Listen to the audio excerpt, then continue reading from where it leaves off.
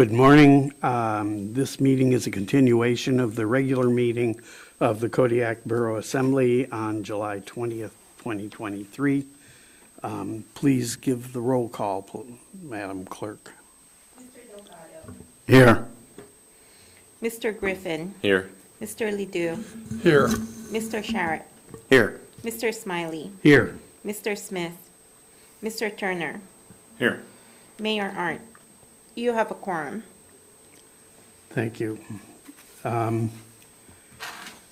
We're focused on resolution number FY 2024-03, allocating fiscal year 2024 Kodiak Island Borough nonprofit funding.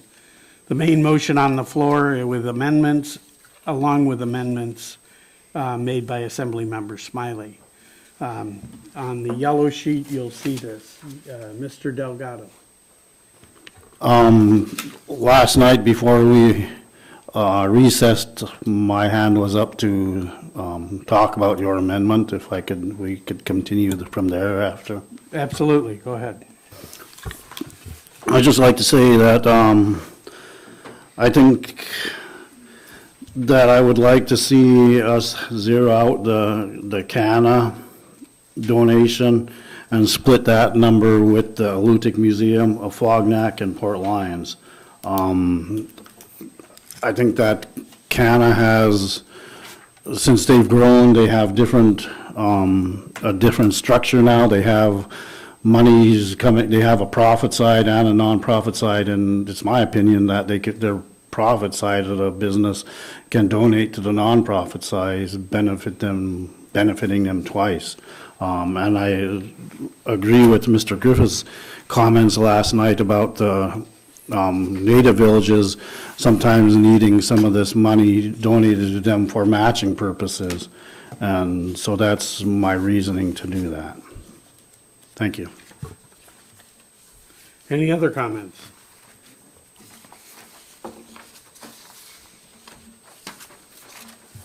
Madam Clerk, where do we stand on this?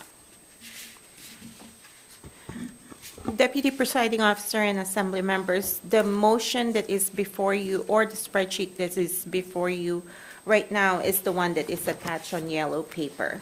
So you can either make changes to this one, or someone can amend it by substitution. So you have different versions right now that were printed out for you. There's a version that's from Assembly Member Griffin, and I believe that was there another one that was passed on? Yeah, there are several others. I'm not sure who's this from. Okay. That's from the work session, Okay. and the white paper that was passed out is my version. So we have 4 versions on the floor. One is being discussed. Well, what we have moved and seconded my Yours, version. yes. So we have to deal with that one first. Yes. If we want to do it by substitution, then the suggestion from Mr. Delgado is to deal with CANA in the way he mentioned. I didn't hear a second. It wasn't a motion. Oh, do you want to make that as a motion? To amend? Yes, Or substitute? I move that we Instead of substitute, maybe amend that amend, right? amount to CANA and have it distributed to the organizations that you want it distributed. So you just need to move to amend the resolution to zero out CANA and distribute that amount to these organizations. Yes, And you can- Okay, if we do that, and I would second that, I think we should give the Alutiiq Museum what they requested, not more than that.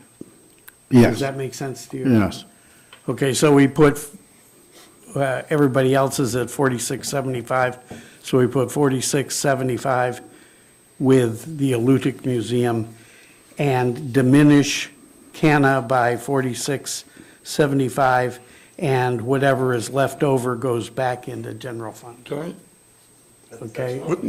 I'd like to amend, I move that we amend the CANA donation to zero and actually split the 14,000 that was going to them between the Lutic Museum, the Native Village of Port Lions, and the Native Village of Fognak, equally. Okay. I would like to consider that as two separate things, because, or else, do we want to have a roll call vote on it? Can I, Oh, We currently have a motion that needs a second before we proceed to discuss. Is there a second to that motion? To Mr. Delgado's motion? Yes, if there's no. Okay, thank you. Mr. Ledoux? thank you. Could you tell us which version we're amending right now? Scott's. Mr. Smiley's. Mr. Smiley's? It's in the packet. It's also on that yellow sheet, it's the green. That, you're looking at Ryan's. So, just, this is this one right here. Yep. So, as I understand the motion, we're dividing the amount that you were going to give to Canna to give to the native village of Afognak and Port Lions And the Lutic in the Alutiiq Museum. Museum. Equally distributed, that's 46.75 apiece. Okay, and the Salvation Army is part of that still? Under Scott's at 23,375? Yes. That hasn't changed? Okay. And that's been moved and seconded. We're on discussion. Any other discussion? Let's have a roll call vote on the motion, Is- the amendment. And everyone is clear on the amendment, right? Yes. Okay, thank you. Mr. Delgado, Yes. Mr. Griffin. Yes. Mr. Ledoux, Yes. Mr. Sharrett, Yes. Mr. Smiley, Yes. Mr. Turner. No. Would anyone like to change their vote? Motion carries, 5 yes, 1 no. It's now amended. Are there any other changes to Mr. Smiley's motion?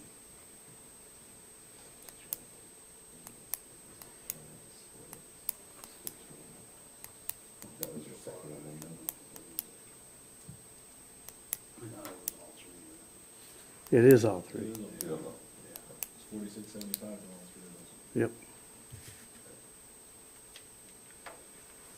Is there any other discussion? Did you want to throw yours in there, Gary? Did you want to throw yours in? I do, but I'll wait for you if you wish.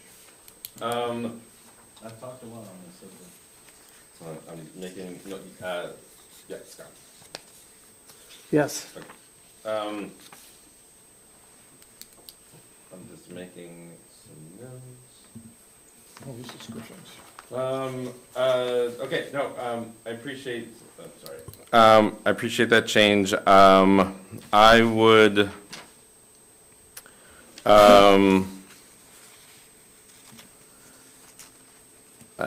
really, actually, you know what, I think I'm fine with all that, except for just, a couple of things. I appreciated Ryan's comments about, the Chiniac, library, especially being a point of emergency, evacuation. I'd like to see Chiniac get some money, but give me just a second on that.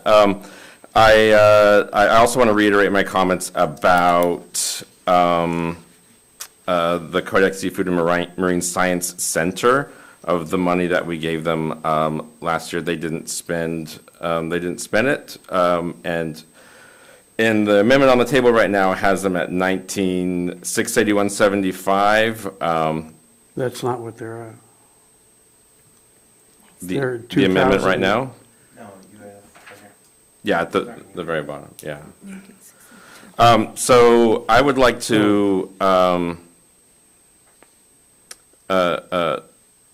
move 5,000 from UAF back over to Kodiak College for scholarships and tuition relief for students.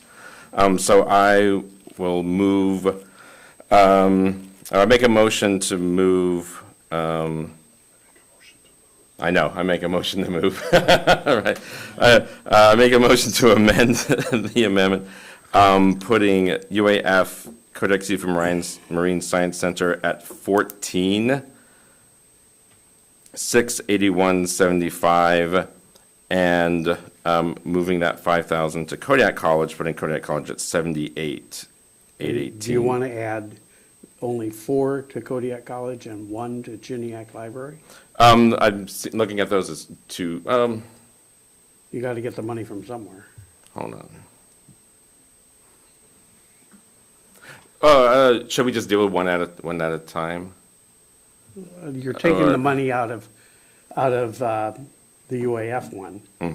If you take 5,000 out of that, you can solve both problems by 4 to. No, I think Kodiak there's College. other ways to deal with Chiniak. Let's just deal with the college. Thank you. I appreciate that, Scott. Okay. But I think I'll just deal with the college one first, and then talk about Chiniak Library I second the later motion. time. Thank you. Deputy there Presiding discussion? Officer, could I just clarify, we're just off by a few cents, just for the record. If we're going off by the yellow, I would like to clarify the amounts, if that's okay. What he has proposed is that UAF Kodiak Seafood and Marine Science Center be awarded $14,681.75, and that Kodiak College gets $78,818.25. Okay. And is there discussion on this amendment? Was there a second? There was. Okay, Larry did it. okay, thank you. Mr. Sherrick? I guess this is just a general question. Has the college given us any information or any info to the Kodiak Island Borough on the scholarships and what they've done with the money? I believe they have, yes. They have. Well, I'll need to take a look at that. I guess I missed it. Where is it at in the packet? It was in our work session packet. There was a whole 20, 25 pages, I think it was, that was in there. Yeah. So I'll need to take a look at that because that was while I was in Arizona. You are correct. Thank you. Any other discussion? I have a concern about reducing the UAF amount because of something that happened last year. And have they said they're going to try to deal with as few number of students this year as they did last year? Or do we have to wait and see how much they spend? Is there an answer to that? Sounds rhetorical. Kinda. I would, Yes? I think that what they did with them, if we had another organization that spent, half or 3/4 of what we gave them, it would shed light on what they're requesting for the following year. The other point I would make is that our priorities are health, safety. In education. Into education. And we're funding a number of things outside those categories and reducing areas of our primary fiduciary responsibility in those areas. That bothers me overall as we go through this, that we treat everybody equal when our responsibilities are those specific areas. And I'm glad to fund them, don't misunderstand me, but as we nickel and dime this, I think it's important that we keep in mind what our primary responsibilities are to this community and the citizens. Although there's nothing on any of these lists, that cause me any concern. Although I will say, while I've got the floor, that I'm troubled with removing the money for Kodiak because we haven't had a presentation from them. We're making assumptions.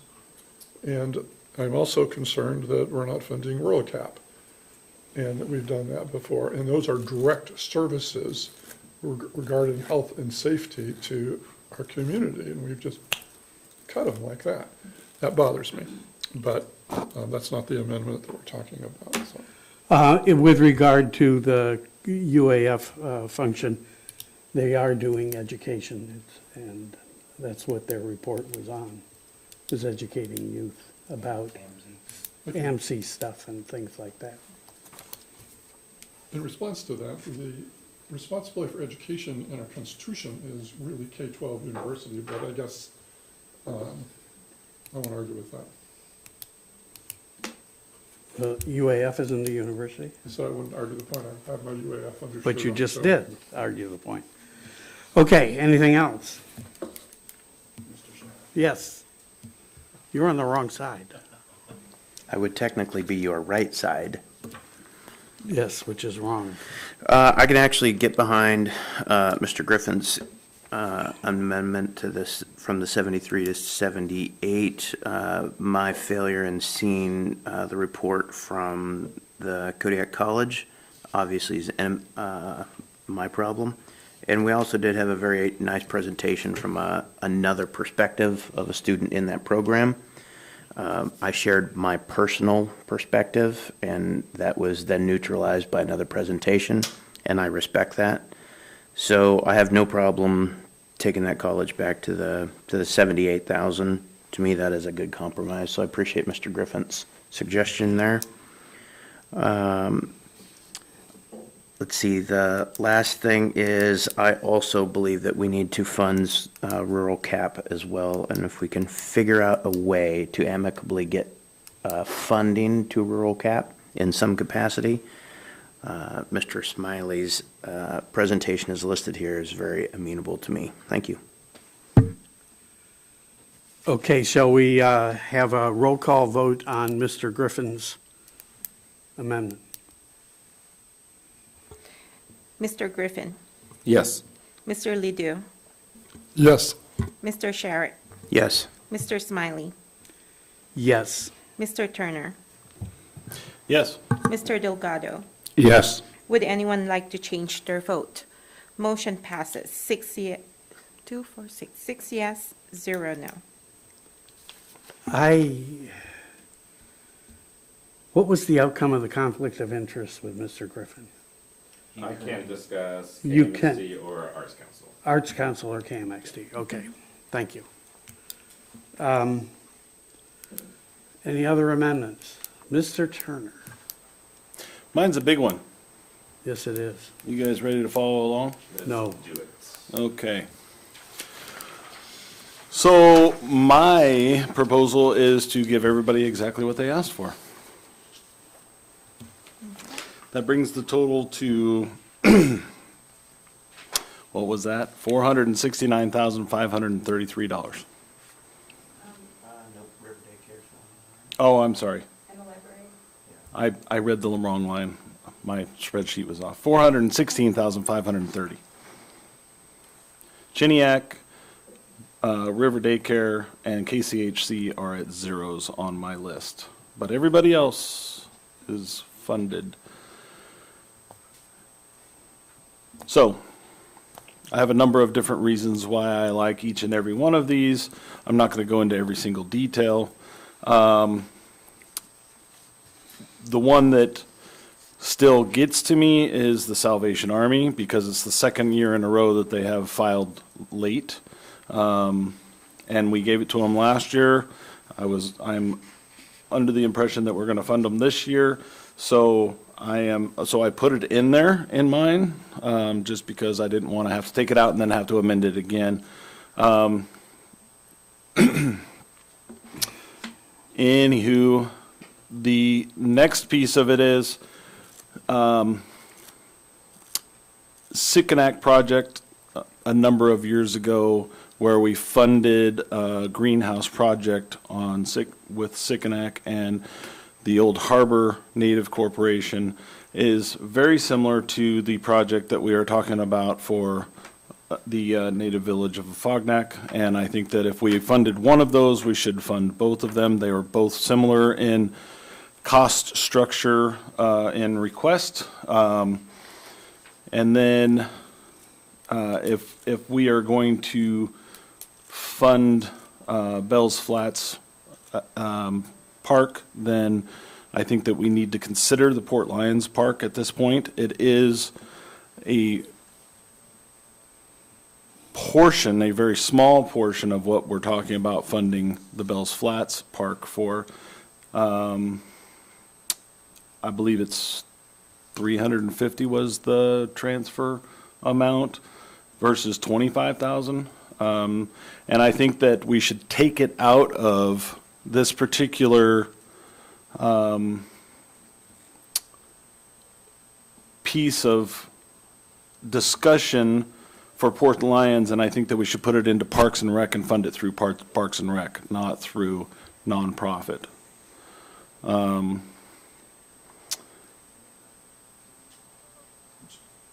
ahead. Just can I ask a question? Well, are you done? No, but if he has a question, Okay. I don't have my Port Lions request in front of me right now. What were they using their funds for? for a park, A park or playground? Or a park, Okay, renovation of a park. because the borough just put in a brand-new playground in their school.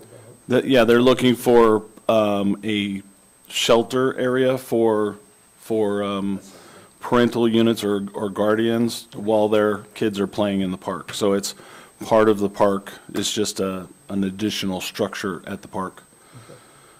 So that puts us 146,530 if we leave the park for Port Lions in there. So I would take the funds out of fund balance because there's a number of funds that have a little bit of fund balance. We can figure, I wouldn't say we, but the staff could figure out where we could take that from for that $146,530. And that's where I stand, is I think that if we're gonna debate little dollars here and there, then we should just look at wholly funding all of them, especially if we're going to take one that turn theirs in late and fund them fully. Then it's, in my opinion, you shouldn't cut others that did what they were supposed to do to fund somebody else that didn't. Madam Clerk? I think yours requires a separate motion and not as individual substitutions or amendments to the motion that's on the floor. Does that make sense to you? Yes, I am moving to replace Smiley's amendment with the fully funded version that I just sent in today, except for those three particular items on the list. Yeah. Second. Madam Manager. Thank you, Mr. Smiley. I have great concern when the tasking is staff can figure it out, and it's not even the end of July, and we have 11 months to go, and we do not know what the year has coming in advance. When we're dealing with the budget and we have set aside $270,000 for nonprofit, I think at this point in the year, we should try to stay inside of that bracket. That whole, we have fund balance or we have contingency, we do, and it's meant for stuff that comes up that is not known. To set a policy in July that we're going to spend that money that way, I think is short-sighted. Thanks. Mr. Sheridan. Thank you, Mr. Smiley. So I agree with the manager. You know, I'm like the worst guy in the world to make a sports analogy, but goalposts don't move. And so we have authorized a $270,000 nonprofit funding availability. I think going outside of that would be fiscally irresponsible. And I think trying to achieve that budget, we all want to try and live within a budget. So I do, although I love the philanthropic vision of this and would love that we would all get those little dollar bill machines, I don't think that this is the right time. I think that we should take lessons learned from what we do throughout the year when we do set our budget and try and have a little more latitude and a little more tightening of grant applications as well. So I am not in support of Mr. Turner's proposal only to the fact that it exceeds the approved budget. Thank you. Mr. Ledoux. I am in support of Mr. Turner's request. Thank you, I appreciate that. I'm not very good at remembering that. I do support the request. Every day, or every time we meet, we manage, we move money around in contingencies that were not there. I believe if you look at the average fund balance that we've carried forward year after year, we're in good health by setting aside that money. We maintain a very rigorous fund balance, and I don't believe that this would compromise that. I believe that if we did this all the time, that would be, but we sort of do it all the time with facilities and contracts and different things that come up from time to time. And the reason I'm supportive, and I don't like doing this after the fact, but every meeting we will do it in some way. Our community is really hurting in every area right now. We have stress everywhere, and it's getting worse. And nonprofits are value added. For every dollar we put in, we get money back, and it's less challenges in our community. I don't like the system where we where we do nonprofits sort of before we evaluate the budget. We should be talking about nonprofits in October and November and January, so that as we build our budget, we set aside the proper amount instead of shooting in the dark and then squeezing everybody into that budget. So there's merit into Mr. Turner's proposal, although I share the manager's concern. But I'm not adverse to spending fund balance, given the average fund balances that we've carried through the years. I think we're on safe ground. I think it's a big mistake to adopt Mr. Turner's proposal, because we have never fully funded any of the nonprofit things in the past, and I think it's a bad move to do after people last year didn't get anywhere near what they had requested. I think it's way over the top in terms of harm to the budget. I also think it doesn't show the responsibility of the assembly in evaluating each of these in kind. We've spent hours going over the details of everyone's request. We've spent hours negotiating how things should fall out. So I'm opposed to this. It's not that I don't want to fund various people, and I do think that it's nice to be able to support everybody, but we didn't plan it this way at all, and I think it's the wrong move on way too short a time line in order to do it now.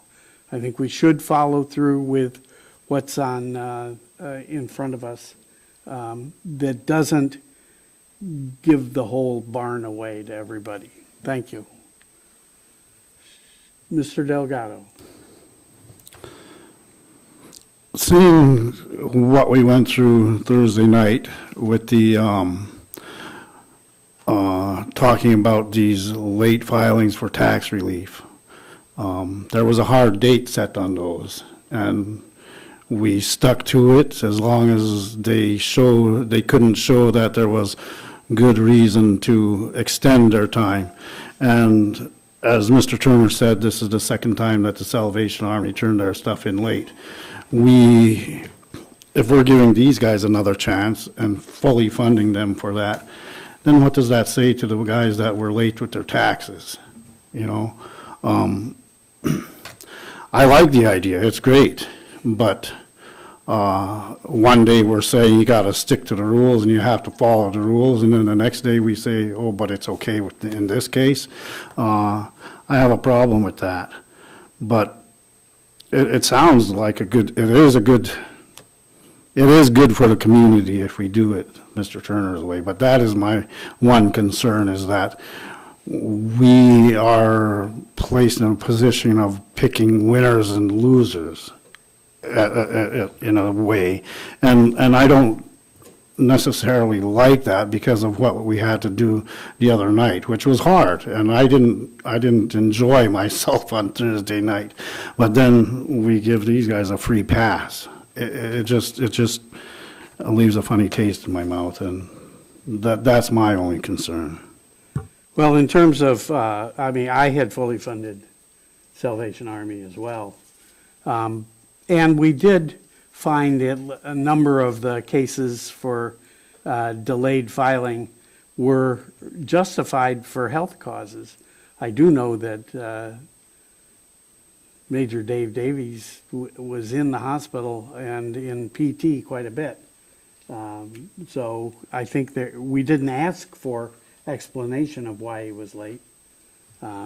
So I do think that the food bank is a crucial part of our health services to the community, so that's why I included them.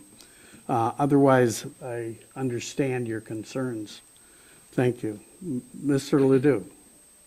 With regard to the Salvation Army, since it was brought up, I can't imagine not funding something, if you read the application, that is direct services, food, support, heating to our community because they didn't hit a deadline. So we're going to deny food to our residents because for extenuating circumstances, an application wasn't filled out on time. At the same time, we're going to fund a shelter over a playground. That doesn't make any sense to me. No comment. So where are we at with this? Do we have to, we have an amendment and a second by Mr. Turner. Should we have a roll call vote on that, please? Yes. Hold on, Yes?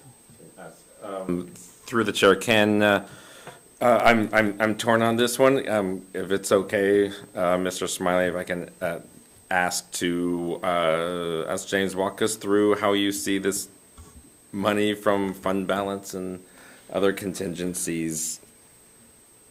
Where's it coming from? To balance out your amendment.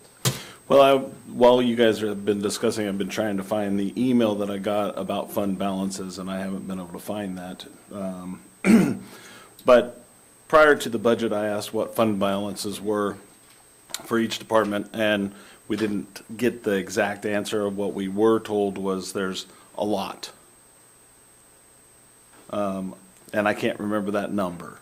So I'm not even gonna throw a number out there because I can't remember exactly what it was. That was quite some time ago.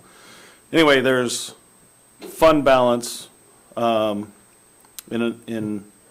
the general fund that I had specifically figured we would pull it out of. But I wasn't going to dictate where it came out of. That's more of a discussion between Dora and the manager and then us. So that's where I was looking at, is because of the fund balance in general fund from last year. Mr. Sherrod? I think it's fascinating that we want to try and forward spend this money. I suggest that we completely overhaul the system and have a discussion on funding nonprofits at the end of the year with remaining funds and make a determination about what we want to do with those remaining funds at the end of the year. Trying to do this in advance is the purest definition of cart before the horse that I've ever seen. Thank you. Mr. Griffith, did you get your concerns satisfied? Yes, thank you. Are we ready for a vote on Mr. Turner's proposal? Okay. Mr. Griffin? Yes. Mr. Ledoux? Yes. Mr. Sharrett? No. Mr. Smiley? No. Mr. Turner? Yes. Mr. Delgado? No. Would anyone like to change their vote? Motion failed. 3 yes, 3 no. We're left with the Smiley alternative, which we have amended to include $46.75 for the Eludic Museum, $46.75 for the village of Afognak, and $46.75 for the native village of Port Lions, and removed $14,025 from CANA. This is not WIC. WIC is funded separately, by the way. Madam Manager. Thank you, Mr. Smiley. I know that I can't probably come forward with my own suggestion, but yesterday, as I sat in the sunshine at the picnic table outside, I tried to reflect on all of the thoughts. One of the more important thoughts I thought came from Mr. Griffin with regards to how nonprofits get funding, and even a small local contribution allows them to access more funds. So when we zero out large portions of the people requesting, it's very damaging because they can't show local support. So but then I also wanted to keep in mind the fact that there were some hard stops that people didn't want to fund. So I know there's a yellow sheet of paper in your packet. I'm referring to this yellow sheet of paper. There's one marked and it's in a column that is yellow, which isn't very effective on yellow paper, but you get the idea. And that is a summary of what I heard on Thursday night coming through. And I'd just like you guys to take a look at that. It comes out to $270. It funds almost everyone that came in. It moved the UAF down to $15,000 because that seemed to be the consensus Thursday night coming out. And it also funds the Salvation Army, but there's a little bit of a penalty because they didn't come in on time, and I was sensitive to the fact that they were late, but they are the food bank. And so it kind of gives everyone at least a little contribution to show that they're supported by the local government, which when you're applying for a lot of grants, you have to say, do you have support from the local government? So just a thought as you compare that to Mr. Smiley's. So you're offering this up as substitution for mine? I don't think I can do that, Mr. Smiley. Oh, then I'll do it. But we have on the floor the possibility of choosing what's called assembly comments on this sheet as a substitute for the Smiley suggestions. Is there any discussion on that? On what? You have to have a second. Oh, I need a second. Any seconds? Second. Okay. Mr. Turner, did you want to talk about it? Nope. Okay. Mr. Ledoux? Yeah, I'm just, penalty for the food bank. So what families are not going to get funds because it wasn't, it's just ridiculous to me. I'm sorry. Although I appreciate the work put into it, putting a penalty on that kind of thing while we're funding things that have absolutely nothing to do with our fiduciary responsibilities is. I see, wasn't done. Mr. Sherritt? Hey, thanks. So I agree with Mr. Ledoux's comments, penalizing the Salvation Army, and I'm also not willing to lower the senior citizens of Kodiak. So Mr. Delgado's suggestion of removing funding from Kodiak Area Native Association of this assembly member's comments, we could utilize those funds and redistribute those to increase Salvation Army, put the senior citizens back up to the Scott Smiley suggested amounts, and perhaps take a look at any of the other funds that we might have, any of the other applications that we might have passionate beliefs on.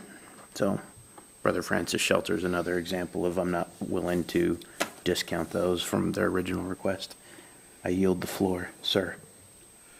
Well, to me, there's a problem, two problems here. Number one, we've zeroed out CANA. Do they need our support in order to write grants? It helps, even if it's. Even if it's $1,000. And we haven't done anything with Chiniac Public Library. And as the Tsunami Escape Center, I'm not opposed to funding that. The only place that I see a lot of money is Kodiak College. And if we took 2,000 out of that and gave 1,000 to Kodiak Native Association and 1,000 to Chiniac Public Library, they would be substantially above what I had on mine, and we would fund $1,000 to each of those two. Does anybody else agree with that? Is there a second? Are you talking on the Scott Smiley Are we Yeah. getting too many amendments here? That's another. We currently have an amendment on the Oh. floor. Okay, so we should deal with the Assembly Comments Amendment, right? Yes, that's what's on the floor right now. Okay, sorry, I lost myself. So what's on the floor right now is the assembly. Is the assembly Assembly comments. Yes, replacing the one that you. Replacing the Smiley, yeah. Yes. And is there a second for that? Yes, Larry seconded it? I Yeah. didn't second yours, somebody else did. Jared did. Jerry, okay. Mr. Delgado?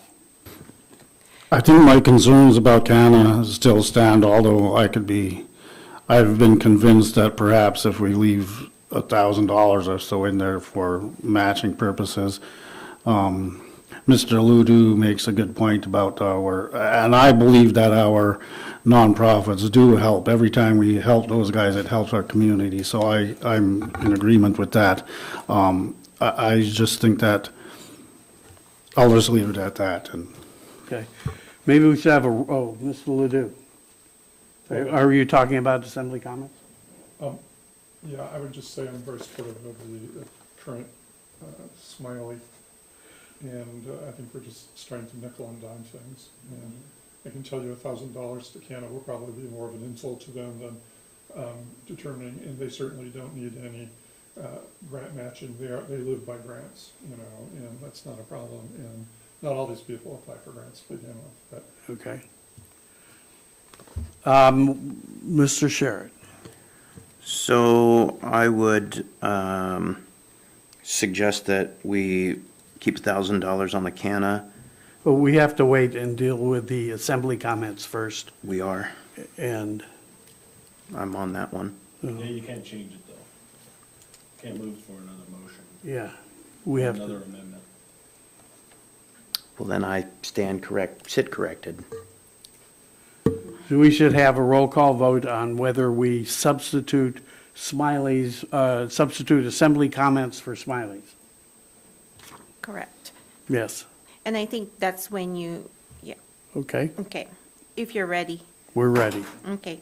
Mr. Ledoux, no. Mr. Sherritt, Yes. Mr. Smiley, No. Mr. Turner,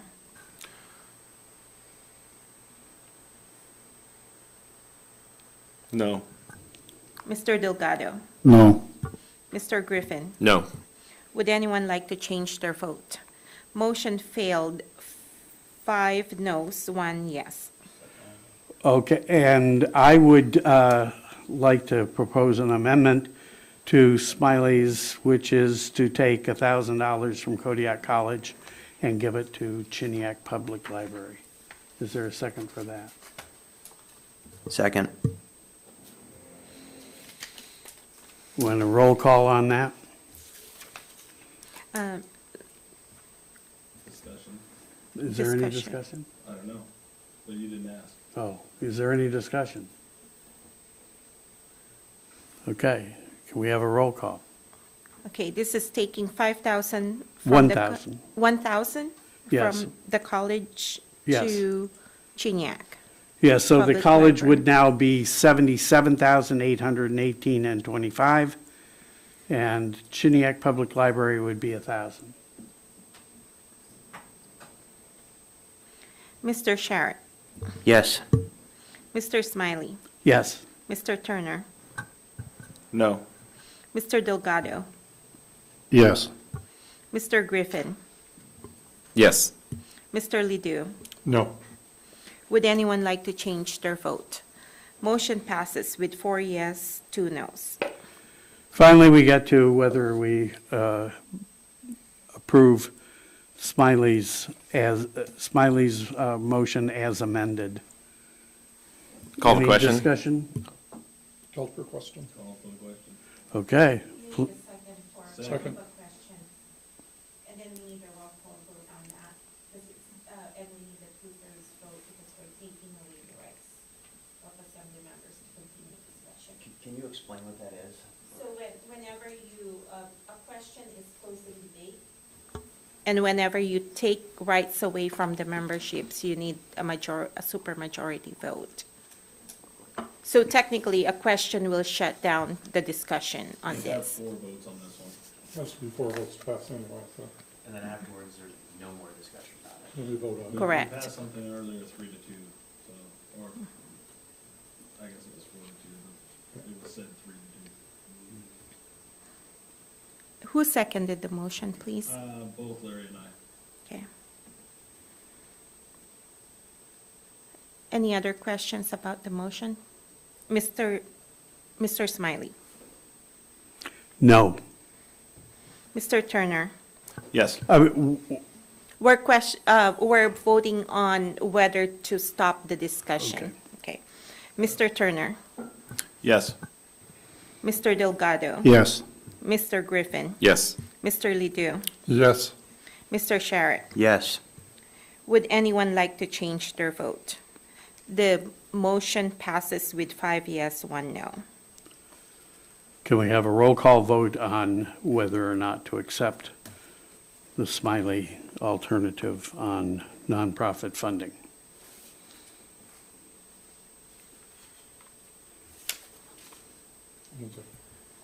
Mr. Smiley, just sorry to verify that what we're voting on now includes Mr. Delgado's zeroing out of CANA and distributing that equally to the Alutiiq Museum. Yes. Okay, just making sure that I was on the right version. Thank you. Yeah, so do you want me to read them all off, or?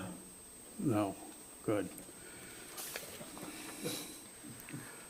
Can we have a ro- Are we ready for the vote for the original amendment or the Smiley amendment with all the With the amendments amendments, yes. attached to it? Yes. Okay. Mr. Turner, No. Mr. Delgado, Yes. Mr. Griffin. Yes. Mr. Ledoux, Yes. Mr. Sharrett, Yes. Mr. Smiley. Yes. Would anyone like to change their vote? Motion carries with 5 yes, 1 no.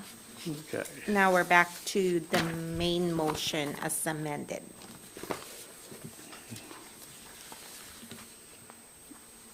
Okay, so the motion is to adopt resolution number FY 2024-03. Is that right? Yes. Any other discussion on it, or are you ready for a vote? I think we're ready for a vote. Okay. Mr. Delgado, Yes. Mr. Griffin. Yes. Mr. Ledoux, Yes. Mr. Sharrett, Yes. Mr. Smiley, Yes. Mr. Turner. No. Would anyone like to change their vote? Motion passes with 5 yes, 1 no. Okay. Mr. Yes. I just want to comment, having been through this now probably 4 or 5 times, it would be nice if we add to our agenda coming up sometime maybe in the early fall on our whole way of, our entire way of looking at nonprofits in terms of how we fund them, the amount of money set aside, priorities, all, every year the Assembly spends hours and hours and hours doing this, and I think it's confusing to the public, it's confusing to the people that are relying on the money, and I think we can do a better job if we can sit and talk about it when we're not on a deadline related to the budget. So if I could request, and I'll fill out the form if necessary, that we sit down maybe with the nonprofits and come up with a way that is more efficient and fair and predictable for the nonprofits, the borough, and for our money managers. Thank you. Okay. Resolution number 2024-04, authorizing the manager to execute a grant agreement with the Department of Commerce, Community, and Economic Development legislative grant for the purpose of repair and replacement of playground equipment at Sargent Creek Park. Mr. Matt? Conrad is here. Has a handout for the assembly. Do you want me to move on it? Yes. Move to adopt resolution number FY 2024-04. Second. Any discussion?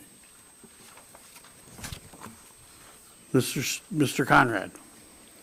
Yes, good morning and thank you. This request to transfer funds was stimulated by the fact that we had substantial completion on the Anton Larson dock as approved by ARB and the Assembly in 2015.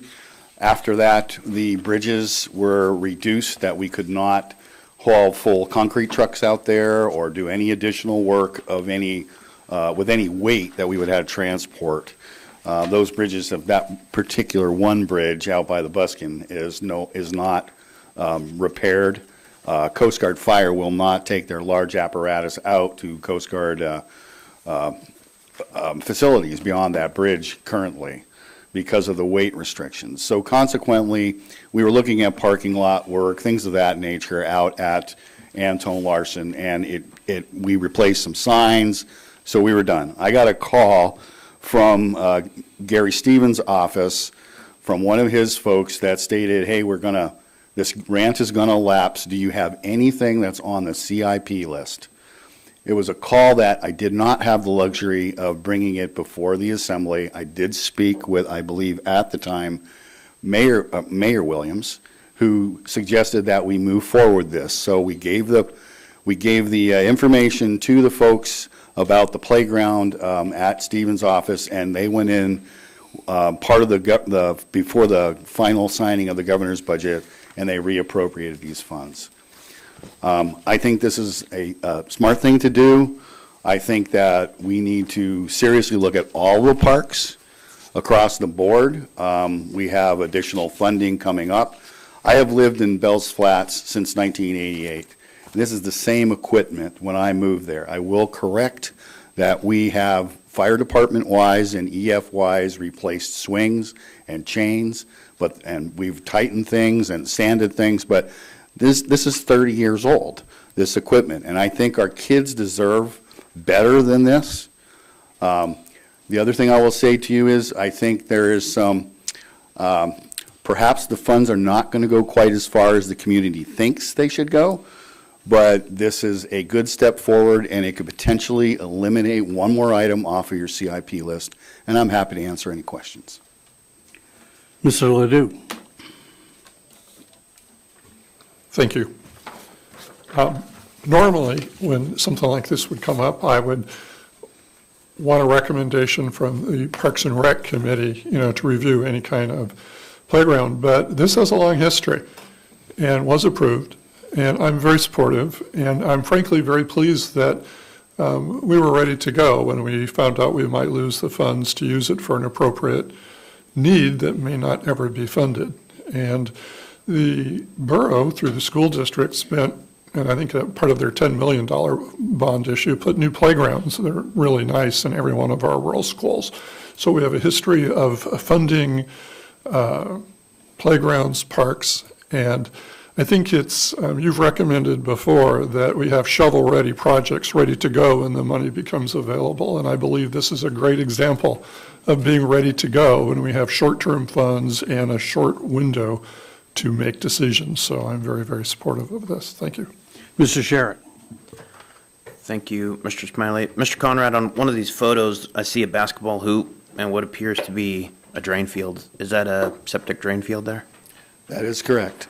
So in part of these rehabilitations, if we're going to asphalt a basketball court there, what interferences do you foresee, and is that taken in under part of this project? Number one, I'm not sure that is the portion that we could fund. With $9 a square foot for asphalt right now, or probably more for concrete, but to answer your question directly, it just needs to move to the south about 10 feet, and there will be no interference, and the stanchions could be replanted. The basketball hoop would be moved. Basketball hoop could be moved. Perfect. And the reason I asked that is we did have public testimony with a longtime resident of out there that made specific reference to the basketball area. Other than that, I think that this is a wonderful idea, and I support this under the DLG. My understanding of DLGs, or designated legislative grants, is that this is money that costs the borough nothing. And so the ability to get state funds from a DLG to do a community enhancement project is a very simplistic yes from me. So thank you very much for putting this together and these photos. One comment I would make is I have kind of a history with the fire department there and the tenants. I will actually have a conversation with the community council, who will be absolutely involved in making decisions here on what happens. There's a tenant in the firehouse, and we have had issues in the past with people playing basketball at 2 a.m. And I think we need to take a little bit of consideration about that, because we have no ability to enforce someone night balling. So there is a tenant that pays rent, and I think we need to take that into consideration when we have this entire conversation. Is there any other concerns? Mr. Griffin? I myself I used to be a night baller, so let's not hate on the night baller so much. My knees don't let me night ball as much as I used to. No, I echo Ryan's comments too. This is perfect. If this resolution, and just to clarify, if this resolution is not approved, this money goes back to the state. That is correct. And would you also say that if we belabor this any longer than it needs to be belabored, then communicate to our legislative representatives and to the department and to the state government that we don't want to be a difficult local government to work with, you know. So I think I'm looking at the CIP list. This is perfect. Nice job, staff. Mr. Sherritt? Just one more comment on the night baller. I'm not a night baller, sorry, nothing personal. However, to me, this is a community playground, and there are people that have all sorts of different schedules, and I want it known on the record that I would rather have people playing basketball at 2 a.m. than nefarious activities. And if that is a consideration that we need to put into the lease for our tenant, then I would encourage us to look at that. Thank you. Mr. Ledoux? Yes, is it appropriate? Thank you. I'm amused that it's you that remind me. Is there any way that we could write a letter to Dr. Senator Stevens' office, thanking him for his office for taking the time to find the funding and to remind us that it might disappear? Would that have to be an amendment to this motion to authorize such a letter, or? No, I mean, do you want it to come from the manager? That's just a letter that I can write on my own. If you want it to come from the mayor, then the mayor has to have approval of the assembly. Yeah, I don't have a problem if you write it, if you're willing to do that. You got coffee, so I figured you would. We are full service. Yes, absolutely. And we agree with that. Any other discussion? Let's have a roll call on this. Mr. Delgado? Yes. Mr. Griffin? Yes. Mr. Ledoux? Yes. Mr. Sherritt? Yes. Mr. Smiley? Yes. Mr. Turner? Yes. Would anyone like to change their vote? Motion passes 6-0. Thank you for your consideration.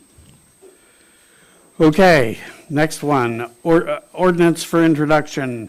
Ordinance number FY 2023-18, amending Kodiak Island Borough Code Title 1, General Provisions, Chapter 1.20, General Penalty Section 1.20.050, Fine Schedule setting out penalties in the minor offense fine schedule, and amending Title 8, Health and Safety, Chapter 8.20, Littering Section 8.20.010 unlawful acts regarding littering and improper disposal of waste.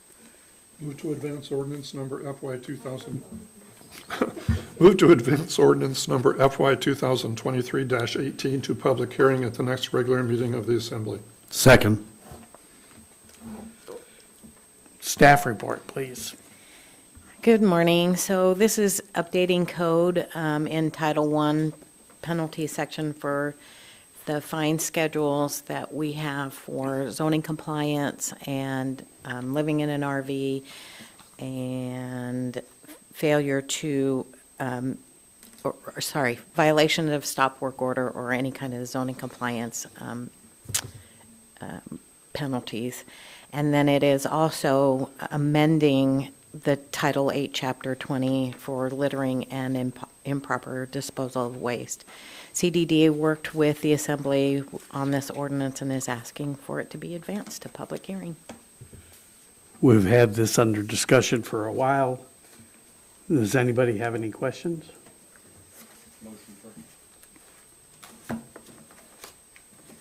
We've had the motion read. Larry did. And it was seconded, wasn't it? Okay, so It's if early. there's no discussion, let's have a roll call vote on the motion. Mr. Griffin. Yes. Mr. Ledoux. Yes. Mr. Sharrett. Yes. Mr. Smiley. Yes. Mr. Turner. Yes. Mr. Delgado. Yes. Would anyone like to change their vote? Motion passes 6 yes, 0 no. 14D, other items, declaring a retail business representative seat vacant on the Solid Waste Advisory Board. Mr. Robert Williams, who was the manager of Walmart, is leaving for Anchorage, I believe. Move to accept with regret the resignation of Mr. Robert Williams effective June 30th, 2023, and direct the Borough Clerk to advertise the vacancy per Borough Code. Second. Any discussion? Roll call vote on the motion. Mr. Ledoux. Yes. Mr. Sharrett. Yes. Mr. Smiley. Yes. Mr. Turner. Yes. Mr. Delgado. Yes. Mr. Griffin. Yes. Would anyone like to change their vote? Motion passes 6-0. Number 2, declaring a seat vacant on the Parks and Recreation Committee, Mr. Benjamin Vincent. Move to accept with regret the resignation of Mr. Benjamin Vincent effective June 26, 2023, and direct the Borough Clerk to advertise the vacancy per Borough Code. Second. Is there any discussion? Seeing none, can we have a roll call vote? Mr. Sharrett. Yes. Mr. Smiley. Yes. Mr. Turner. Yes. Mr. Delgado. Yes. Mr. Griffin. Yes. Mr. Ledoux. Yes. Would anyone like to change their vote? Motion passes 6-0. Number 3, approval of a letter of support for the Cook Inlet Regional Citizens Advisory Council, CIRCAC, certification application. Move to approve the letter of support for the Cook Inlet Regional Citizens Advisory Council recertification application. Second. Mr. Arndt isn't here. I was on the CIRCAC board for a few years. I think they do really good work. I think it's important that we have someone from the borough involved in this, and Mr. Arndt has taken that responsibility on. I think there's no problem with this. Is there any discussion? Can we have a roll call vote on the motion? Mr. Smiley. Yes. Mr. Turner. Yes. Mr. Delgado. Yes. Mr. Griffin. Yes. Mr. Ledoux. Yes. Mr. Sharrett. Yes. Would anyone like to change their vote? Motion passes 6 yes, 0 no. Number 2 is citizen comments. Agenda items not scheduled for public hearing and general comments. The phone numbers are local 907-486-3231 or toll-free 1-855-492-9202. Please sign in and state your name for the record. Turn on the microphone before speaking. Address all remarks to the assembly as a body and not to any member individually.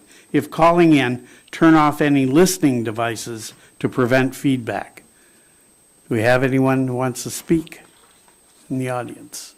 Go ahead.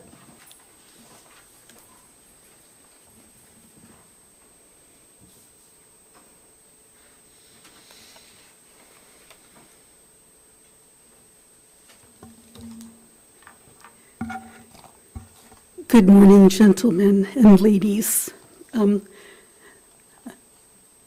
I was waiting for the comments time at the end of Thursday's meeting, but the meeting ended and continued over for today. But I have comments about the nonprofit organizations, and I do have some papers the borough clerk made for me. I will be emailing the copies to you. Oh, okay. There's from the Canon newsletter, I have my name at the top, and it says summer 2022. It shows Mike Pfeiffer giving a check of $50,000 to CANA. And then I read all of the newsletters. I'm not on any native board, and I'm not one of the natives that get a lot of money from the corporations. So I was just wanting to see good things happen for the entire community of Kodiak.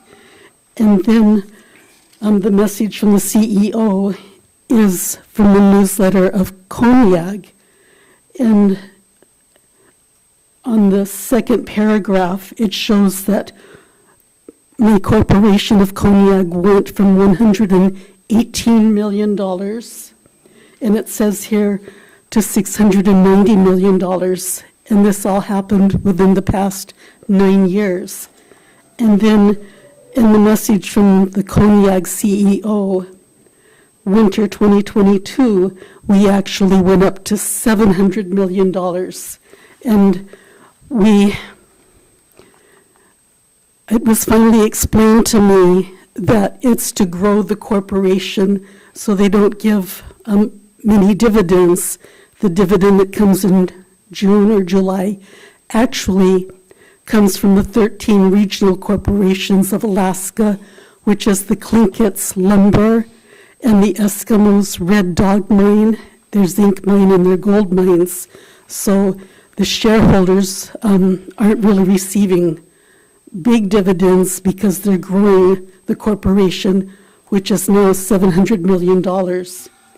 And then Kodiak bought the natives of Kodiak entire building for $1,900,000 and some for the Alutiiq Museum.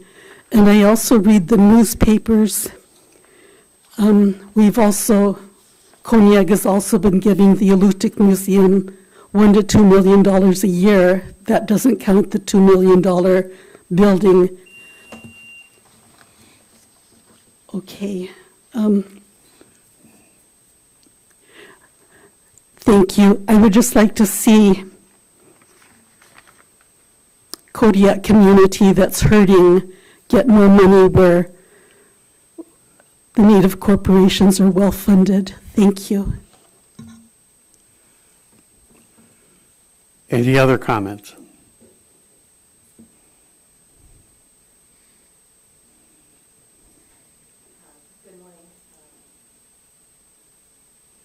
There we go. Good morning. My name is Kim Sibrel. You guys probably know that by now. I've stood up here for the last 3 meetings, so for the last 8 hours collectively. I really appreciate all of your time. I really appreciate the borough staff for helping us and the Women's Bay Community Council get this park project.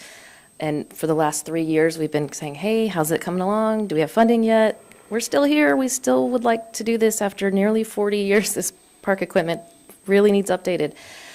To see all of your support and to see that money stay here and not go back to the state is really important. And I'm really, really happy with the outcome today.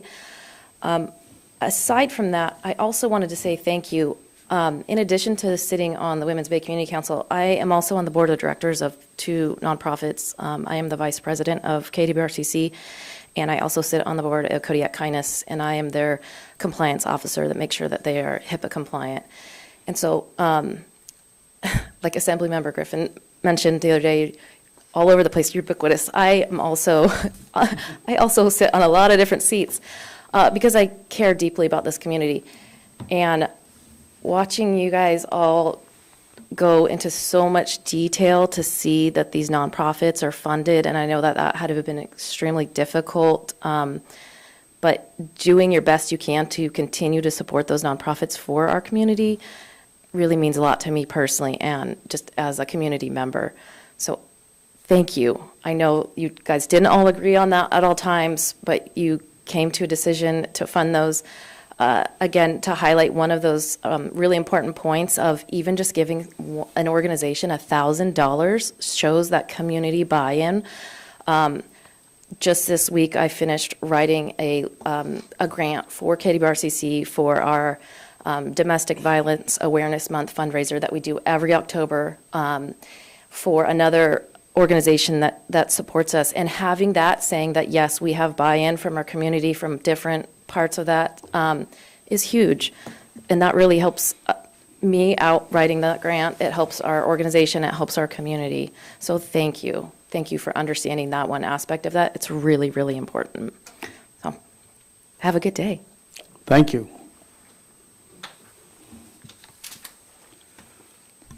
Any other comments? Okay, we're at the level of assembly member comments. Mr. Turner. No further comments. Mr. Delgado. Thank you to the staff for all the work that you've done to get us to this point. There's a lot of work. It's hard work.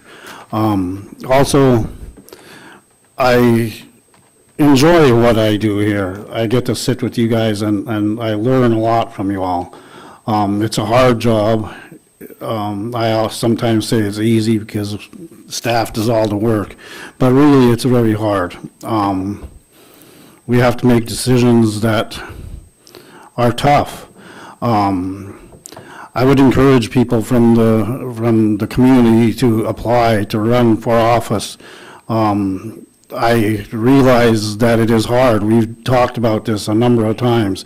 We've found that sometimes maybe the perfect candidate is retired or somebody that owns their own business. If you have a job, in a regular job, you are sometimes penalized for sitting on the assembly, I found. When our assembly work takes place during the day, when you're supposed to be at the job, you can lose leave time. There are other ways that you are penalized, and I hate to see that. I think that businesses should make it easier for just regular employees to sit on these types of boards and commissions and the assembly.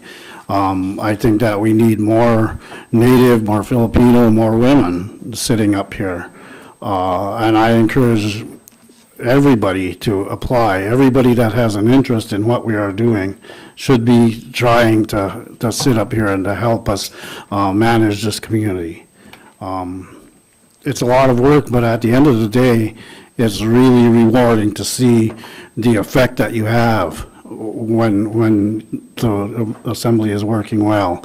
There's a lot of hard decisions. People are not always happy with what we do, but we try our best. And in social media, sometimes you see people saying that once you get elected here, all of a sudden you aren't a member of the community. You're one of those people. You're not one of us anymore. And that just isn't true. We need people to join and to help change that perception.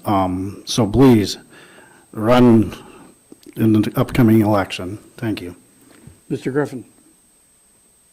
Yeah, I have a few, and a lot of these are holdovers from our pre-recess on Thursday. First, I want to echo Mr. Delgado's comments about running for public office. We have some people over here who would probably do great up here on the dais. And that's really important, so watch out for those, for the filing periods coming up. So one had to do with pedestrian safety during the evacuation, the tsunami evacuation last week. I'd just like to encourage, I don't know, maybe the city or the emergency services committee to look at crosswalks and lights at important intersections from downtown up to the high school in town to encourage pedestrian safety, especially when these tsunamis warnings happen in the middle of the night. Another reminder to the public that, you know, there's a difference between when the National Weather Service and NOAA downgrades a tsunami warning to either an advisory or that the alert is over, versus when the emergency services committee, when the police or the fire department say that there's an all clear. There's a difference. Just because there's not a tsunami alert anymore doesn't mean that everything is completely 100% safe. There could be car accidents, right? There could be landslides, there could be riots, you know, who knows? So I would like to encourage the public to please wait for the all clear from local authorities before considering an emergency or an evacuation situation over. Formal welcome to our new fire chief, Ellis. I know he's not here, but just wanted to put that out there too. And for the nonprofit discussion,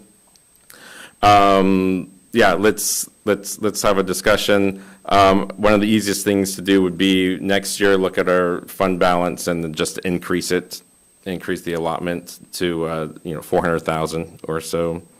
There are some on here that could be converted into service contracts instead of going through this process for sure. And then I think when we get into these long meetings and we recess, we really need to think about our staff and overtime for staff, because that's definitely a mental cost and a financial cost on everybody too. But enjoy the weekend. Mr. Ledoux. Thank you. I want to make a few comments relative to a request that I made probably 4 or 5 months ago, and that is to sit down with the city council or the emergency service council and do a complete review of emergency services, especially during the COVID time that we had, to take a look, when we actually experience an emergency. It's important that we have a follow-up to look at what went well, what didn't go well, and from that process, we do a better job the following, and I don't believe that has happened, and it certainly, we haven't had a chance to report to the public if it did happen. So I still request that. Just a couple comments, and nothing that I'm going to say here is related to any kind of critique of anything. It's more in line of what do we need to think about next time. I think one of the most important things on my mind is that after a while, we've had enough of these drills, and I've been pretty much a part of every one because we've operated the emergency services shelter and school district for hundreds and hundreds of our citizens.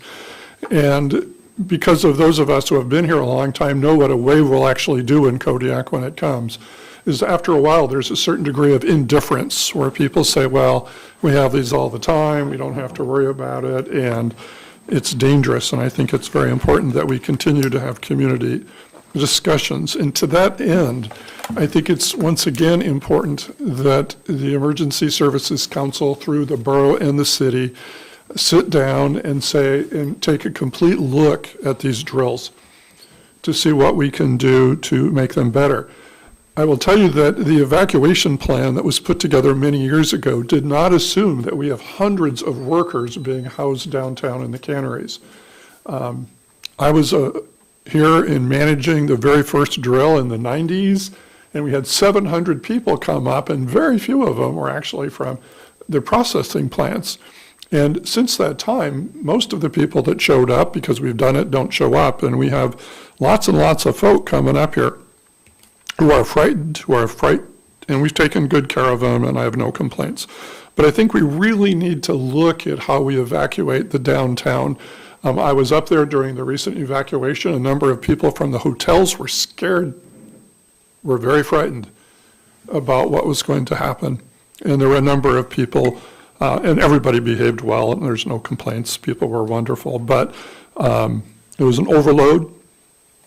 And I believe that the Emergency Services Council probably needs to sit down with the processors. And I've had some discussion with them before, and it's been very, very positive, and joint and working together. But we still need to do that formally, and it's not up to the school district as an evacuation center to do that. It's a process of careful review of our entire plan, and I don't believe that we've done that in years. And I believe it's very, very important that we do it and that we report back to the council. And we also have to think of our rural sites, and the communication. They have their own emergency services people, but are they communicating? Are they part of that process?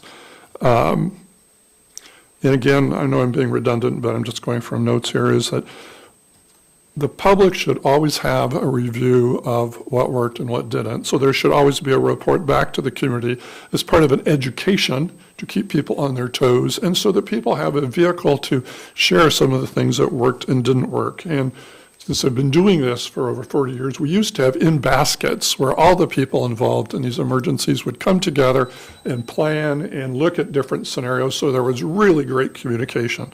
And that needs to occur again, I believe. And again, this is not about any major concerns. Well, I do have major concerns, and I believe they'll be resolved if we can get together. So I'm renewing my request that the borough and the city, who share responsibility for emergency services, that we come together and review the COVID and we review these tsunami evacuations. As an example, and I'm going to defer to my colleague Ryan, I suggested when we were talking that the Defense Force could help manage crosswalks or something, and he'd already thought of that, and I'm not suggesting they do that, but I'm suggesting that we have assets that can help in an emergency to ferry people to the right place, and that we can keep educating our community. So I will be making, on one of these yellow papers, a formal request that we have a work session with the city council to discuss this. And of course, the other one is I want to have a really good discussion about the process for senior exemptions. And I understand that it's very complicated, so I'm not looking for any expensive solutions. I just want to talk about it before we're facing with these again. And I do, as I said earlier, I'd like to have a work session on, and Jared brought up a good point on, you called it contract for services or service contracts, of what we can do to make the process for nonprofits more predictable, so it doesn't take up a lot of time. We spend more time on nonprofits than we do on any other topic, almost including our budget as a whole. And that shouldn't happen. So I think we can do a better job if we can talk about it when we're not on a timeline. Thank you. Mr. Sherritt, Wow, going last, I'm going to have to sound like a broken record. second to last. Oh, you're going to go too? Sure. Okay. So the very first thing is I would like to thank our staff for coming in on Saturday. Thank you guys very much, Manager Williams. I know that giving some time on Saturday is not high on the list. I'd also like to thank my fellow assemblymen for the work groups and the nonprofit and coming to a resolve for that today. I would emulate Dr. Ledoux's comment. I would love to see this much discussion on the school and facilities discussions where the dollars are much larger. Specifically, I want to call out Mr. Conrad and SEMA. So Mr. Conrad, your thoroughness of your reports and your presentation and your care of one of the most critical missions of the borough is absolutely respected from my seat, and I want you to know that. SEMA, your thoroughness and detail of your investigative measures and your die-hard tenacity for what you do also is very respected from this seat. So I want to thank you both very much.